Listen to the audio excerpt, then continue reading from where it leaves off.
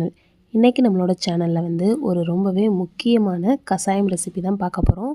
இது வந்து நம்மளுக்கு நாள்பட்ட சளியாக இருந்தாலும் சரி, அல்லது இப்போ கிளைமேட் சேஞ்ச் ஆனதுனால உங்களுக்கு பிடிச்சிருக்கக்கூடிய சளியாக இருந்தாலும் சரி, எப்பேற்பட்ட சளியாக இருந்தாலும் இந்த கஷாயத்தை நீங்கள் ஒரு தடவை ப்ரிப்பேர் பண்ணி குடிச்சிங்க அப்படின்னா அந்த சளி வந்து 2 டைப்பில் வந்து வெளியேறும். ஒன்று வந்து மோஷன் வழியாக, அப்படி இல்லை அப்படின்னா சில பேர் வந்து இருமி காரி அது மூலமாகவும் வந்து சளியை வெளியேற்றுவாங்க. ஸோ எப்படியோ நம்மளோட உடம்புல இருக்க மொத்த சளியும் வெளியேறதுக்கு இந்த கஷாயம் நம்மளுக்கு ஹெல்ப் பண்ணும். ஸோ வாங்க இப்போ அந்த கஷாயத்தை எப்படி ரெடி பண்ணுறதுன்னு பார்க்கலாம்.